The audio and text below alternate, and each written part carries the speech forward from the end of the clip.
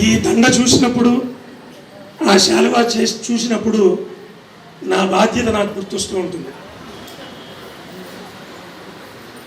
నాకు వేసే దండ మీరు ప్రేమతో, అభిమానంతో, సత్సంకల్పంతో భగవంతుడికి సమర్పించండి.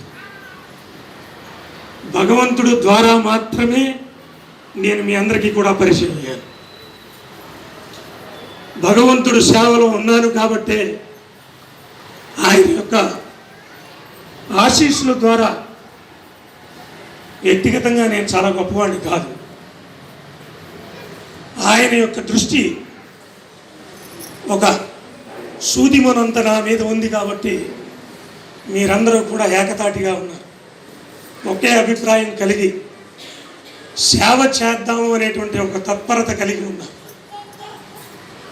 మీ అభిమానము, నా మీద మీకున్నటువంటి అభిమానము, అదే ప్రేమ కావచ్చు, భక్తి కావచ్చు, భయం కావచ్చు, లేదా భయంతో కూడిన భక్తి కావచ్చు. చాలామంది నాతో మాట్లాడడానికి ఆంజనేయ స్వామి గుళ్ళో ఆయన్ని కానీ రవి గారిని కానీ అడుగుతారు. సాయి గారితో మాట్లాడాలన్నది సహజంగానే నా మొహం కోపంగా కనబడుతుంది. నేను అంటూ ఉంటాను, చాలామంది ఆ మొహంలో ఏమీ